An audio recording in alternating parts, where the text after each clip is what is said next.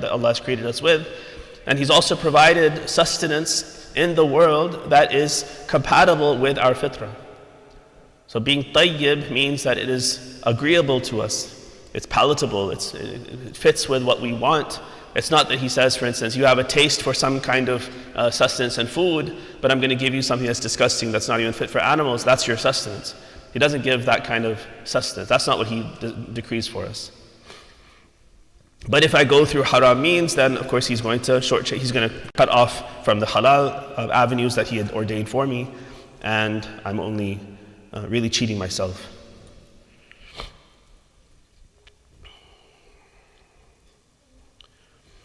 All right. There's a short saying also in Al-Kafi from Amir al-Mu'mineen where he says, "Kam min mut'ibin nafsahu muqtarin alayh wa muqtasidin fi al-talab qad sa'adathu al-maqadir." So he contrasts these two people, hypothetical people. He says, how many are there who are exhausting themselves through their efforts? Mut'ibun li nafsih. Right? He's exhausting himself, working very, very hard and exhausting himself, but it doesn't translate into more and more sustenance. Right? Just because you're working harder doesn't mean you get more, because this is guaranteed from Allah. You have to do what you need to do, and He will give you what He wants to give you, what He's decided to give, what He will definitely give you. So the person might exhaust himself in pursuit, but he gets no more than what he wanted. He's still poor, he's still in the same circumstances. There's no positive feedback where the more I work, the more I earn. And on the other hand, how many people are muqtasid fi talab? Again, the idea of iqtisad is like saying grace, ijmal, who are graceful in their seeking. Now, he doesn't say the opposite of working like a workaholic and working too much is not working none at all and being lazy. The contrast he brings is somebody who is in the middle path. Like, we'll talk about the lazy person and the person who doesn't want to do any work. That's a separate issue. That's another kind of vice that we have to stay away from. But the path of the middle, iqtisad, is staying in the middle. Ijmal is having that grace and staying in the middle. So how many are there who are on the middle path in terms of how they seek sustenance, and the doors, the floodgates of Allah's sustenance pour down upon him? Right, so there's a decreed sustenance that's given to us based on what we need for the life that we've been given and the circumstances, the responsibilities Allah has put on our shoulders. But then there's also fadl of Allah. He has His grace, His generosity, because He's not limited. It's not that He only has so much and it's a zero-sum game, and He has to, He can only give each one of us as much as we need, otherwise somehow His treasury and His accounts will go awry. His treasuries are infinite. But in His wisdom, He's decided how much each of us needs to have for our own good. And He gives that to us, but then He sees, for instance, sometimes somebody is extra, not working hard, not neglecting certain things and working hard to just get more. That He doesn't respond to favorably. But a person is, for instance, he's a very generous person, and this person is a wonderful conduit. That the more Allah gives, the more He helps, the more He's a source of blessing for people around him. So that's a person where He says, I'm going to give him more. I'm not just going to give him what he needs or what his family needs. I'm going to give him what everyone around him needs, because he's a person who is a good recipient and a good distributor of my grace. And I can give him more, and he will also make the world a better place because of what I've given him.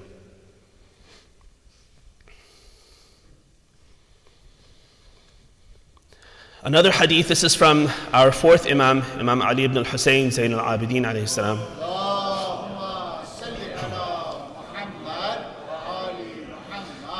This hadith seems to be particularly relevant perhaps for our current economic state. A person comes and tells him about ghala al-si'r, inflation, high prices for commodities. What do we do? You're saying sustenance is guaranteed and all of this, and I should just stay the course and do what I need to do, but the prices are very high and I can't make ends meet. The Imam's response is, Ma alayya min ghalaihi. What is it to me if prices go up or go down? That's not my responsibility. He says, in ghala fahuwa alayh, wa in rakhusa fahuwa alayh. the prices go up, it's Allah's responsibility. If the prices go down, it's Allah's responsibility. He's guaranteed sustenance for us. It's not up to us to micromanage and figure out, all these different calculations, all these different things. We need to do our job. We need to do what we need to do. And He's the one who is our creator. He's the one who must, as our Rabb, provide for all that we need. It doesn't make a difference to Him whether prices go up or down. He will make everything happen as long as we stay the course and we keep doing what we need to do.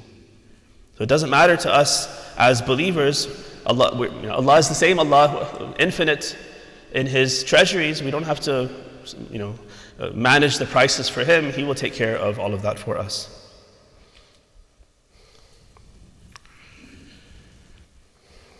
This next hadith from Imam Sadiq alayhi salam.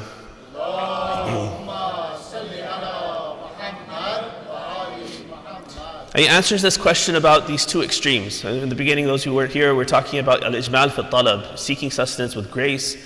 And oftentimes when we teach about this concept, people feel like it's a message of laziness or of underachievement.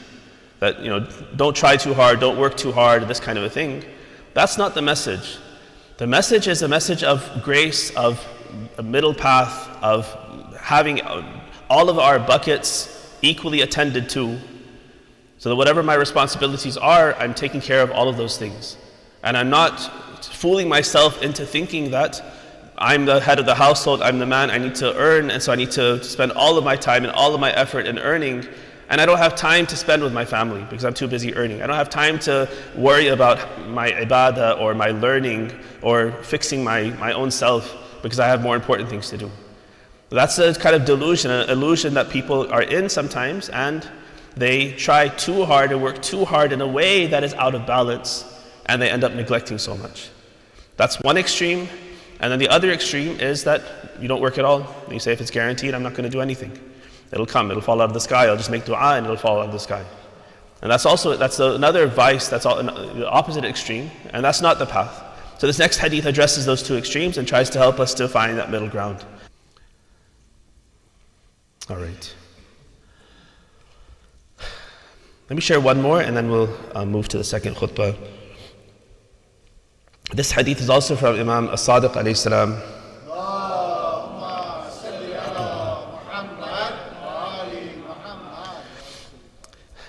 So this hadith is very interesting, and it shows kind of, I think, the way He does things to try to train us in certain ways. Sometimes He does things in unexpected ways to break certain illusions and to show us some realities.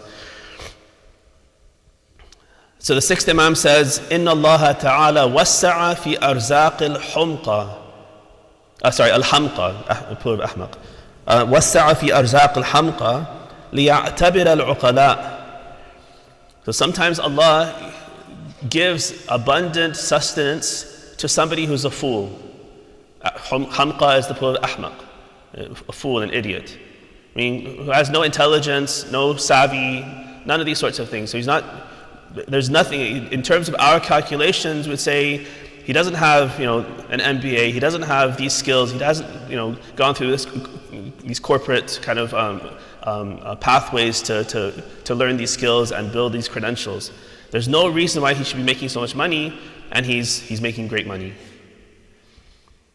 Why has He done this? لِيَعْتَبِرَ الْعُقَلَاءِ, to teach those who have sense a lesson. He gives to the senseless person. Sometimes, he's not saying that that's the key, that the way to get to sustenance is to be a fool and untrained. That's not what He's saying. He's saying that sometimes He'll pick out certain examples and He'll choose somebody in the community who is unskilled and unworthy from a material perspective, and He'll give him abundantly, just to break this illusion that we very much have, that if I do more, have higher degrees, more training, more of these kinds of things, then I can calculate my success, and it's just a matter of being very smart and savvy and planning and all these different things. That's the key. And if I do that, then I'm guaranteed to get to my goal, and if I don't, then I'm not going to get my goal. He says, no, it's not in your hands, it's in my hands. It's fully in my hands. I can give as much as I want to someone who has none of those credentials, And somebody who has all those credentials, everything, all the ducks are in a row, and he's struggling, he can't make ends meet. ليعتبر العقلاء ويعلم أن الدنيا ليس ينال ما فيها بعمل ولا حيلة. Right? Just to teach us that material wealth, dunya, is not attained through work and through strategy. That's not the cause and effect.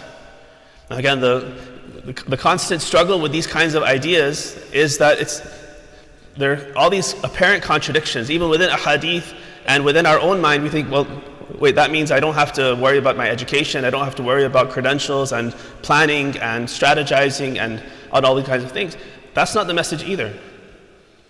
But don't imagine that that's the cause for your sustenance.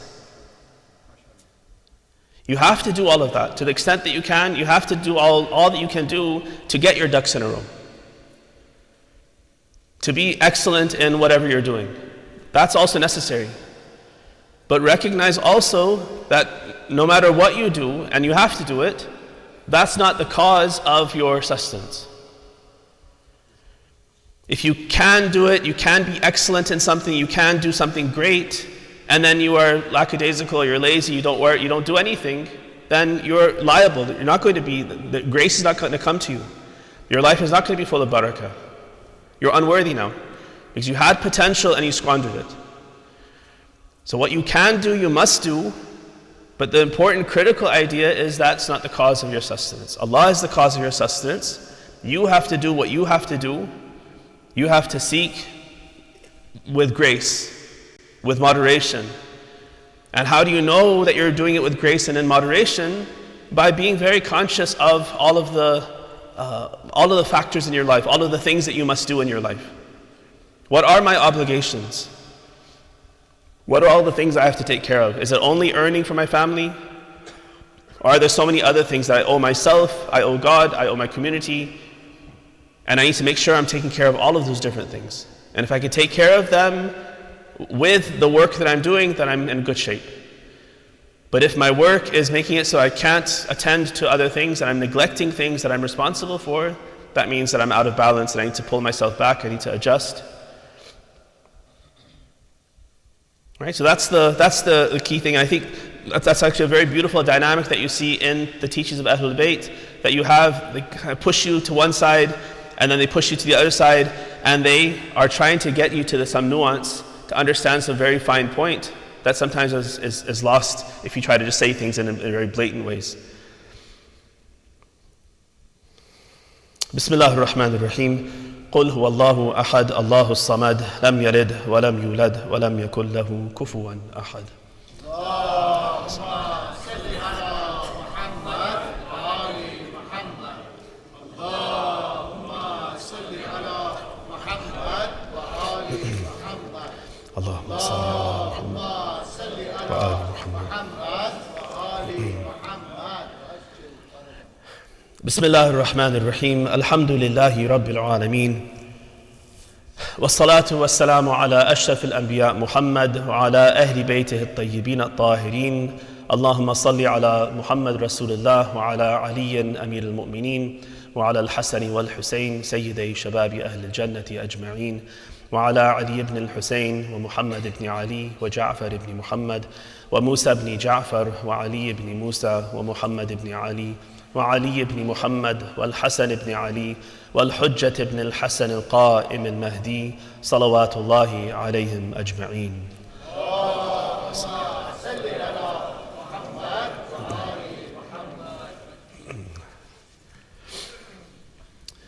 Once again, in the second khutbah, I admonish all of us to have taqwa, ittaqullah.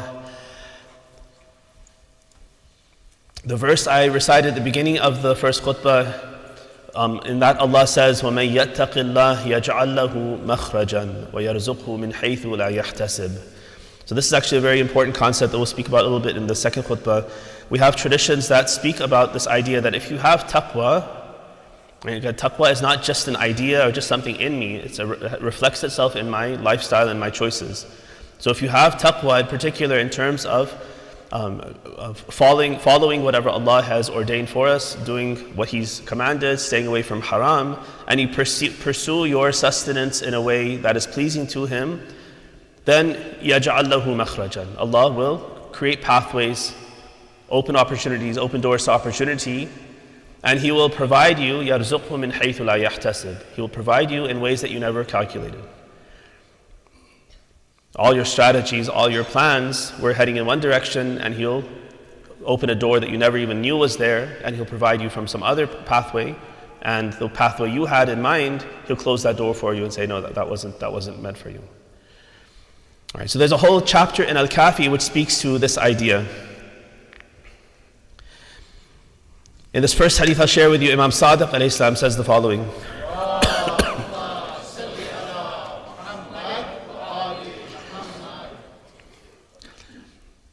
He says, إِنَّ اللَّهَ عَزَّ وَجَلَّ أَبَى اللَّهُ عَزَّ وَجَلَّ إِلَّا أَن يَجْعَلَ أَرْزَاقَ الْمُؤْمِنِينَ مِنْ حَيْثُ لَا يَحْتَسِبُونَ. As a principle, Allah, He refuses to provide the sustenance to the believers except through channels that they never expected.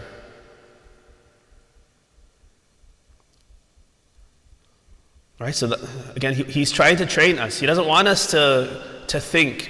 This is what happens, especially in our lifestyle. We live in a time and in a place where it's a little bit presumptuous, but I think, compare our lives to people in most of the world, in Muslim world definitely, in most of the impoverished world, where life is so uncertain. Our lives typically are quite linear. Our economic circumstances, our educational circumstances, we have a pretty static life on average, generally speaking. We have our ups and downs. Allah tests us in ways that are appropriate for us, but nothing like the very difficult tests that our even Muslim brothers and sisters around the world are constantly facing. And so in that circumstance, it's a blessing. It's a blessing that we have stable lives. Our parents and ourselves and our children all have, pretty much continuous lives, and maybe even more and more prosperity, and things are looking good. In many of our lives, over 3-4 generations, things are looking quite good. So there's blessing in that, there's opportunity in that for us to be excellent, to do so many things, but there's a danger as well, and that is exactly this, that we can start thinking that we are in control, that we are in power of our own lives. Because if I have a good education, that translates into economic prosperity. If I make plans, if I train myself, if I do certain things, then it looks like a linear process to get to that success. So in that circumstance, it's the tendency to become deluded is very great. That's a pitfall of this kind of prosperity. And so we have to work maybe extra hard for people who come to the masjid and the masjid is bombed, and it's a regular occurrence, and they're going to work and they're gunned down, that's a regular occurrence, and they're struggling to make, just earn a little bit enough to eat for that day, and that's the regular lifestyle. For them, they don't need a reminder like this. Their reminders have to be something different. To bring them to a middle path is a different message. But for us, maybe it's a different message. And so one of the ways that Allah He gives this message to us in the way He provides, He's saying, is that He provides us in ways that we don't expect. So I'm making my plans, I have that linear calculation that if I do X, Y, Z, then I'm going to get to some success.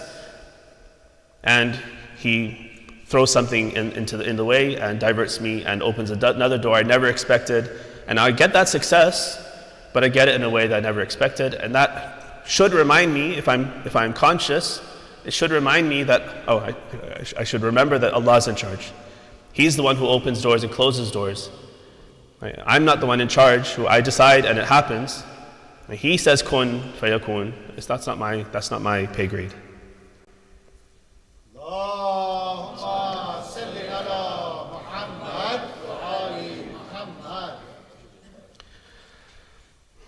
I'll share one last hadith in this regard. This is a very beautiful hadith, which also speaks to this same idea about expectations and hopes, that we shouldn't have that linear kind of expectation. Imam Sadiq ﷺ says in this hadith,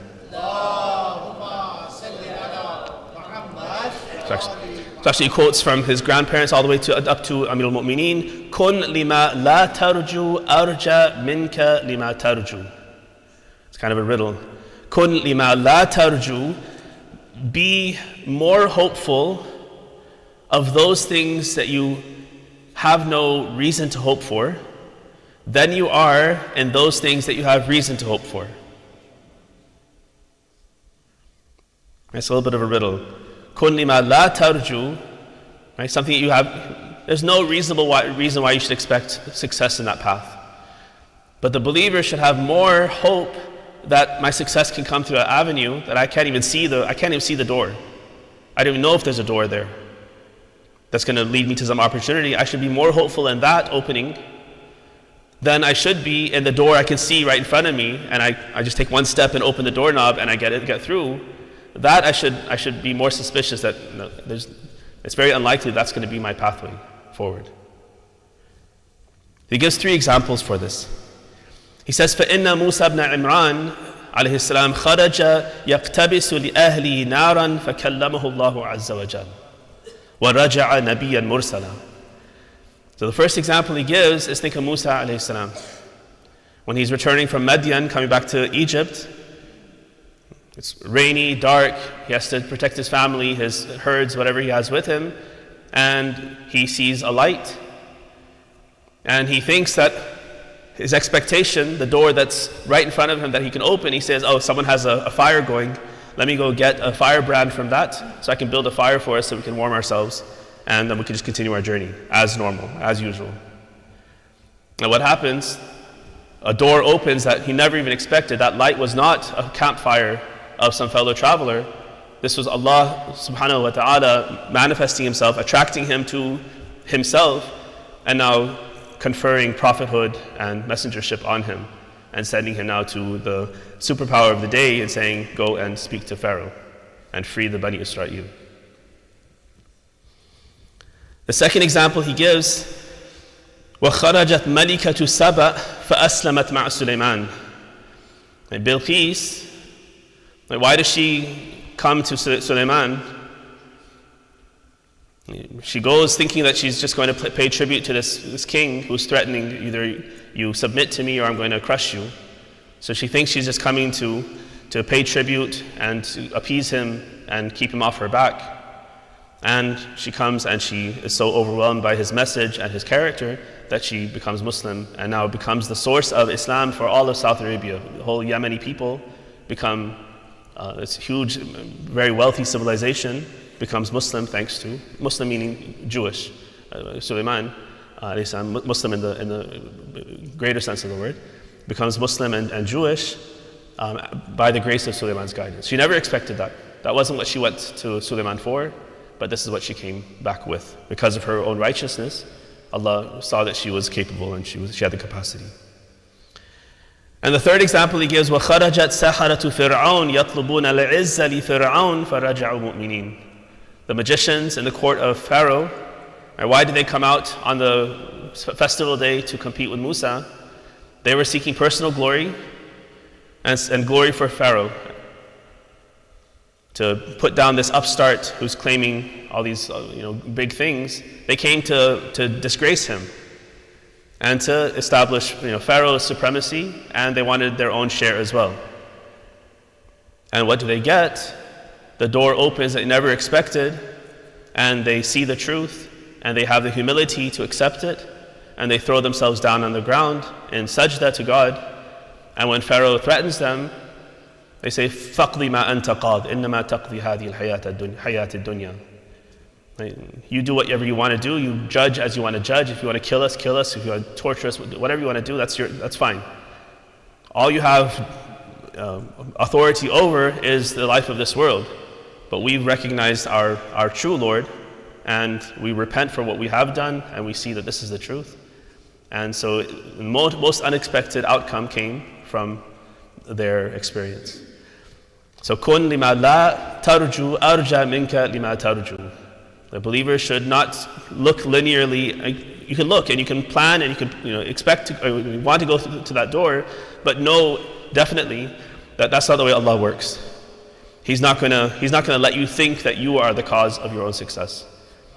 He's gonna throw all sorts of things in your way. He's gonna divert you, and He'll give you your success if that's what's best for you, but He'll give it to you in ways that you never expected, just so that you remember that it's Him. He's everything, and you're just His agent, and you do whatever you have to do, but the main thing is to have taqwa.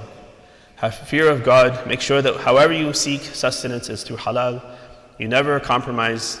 You stay sabir and perseverant, and don't compromise in any way to say that this is justifiable, that's rationalizable, and I can turn a blind eye to this and that haram activity.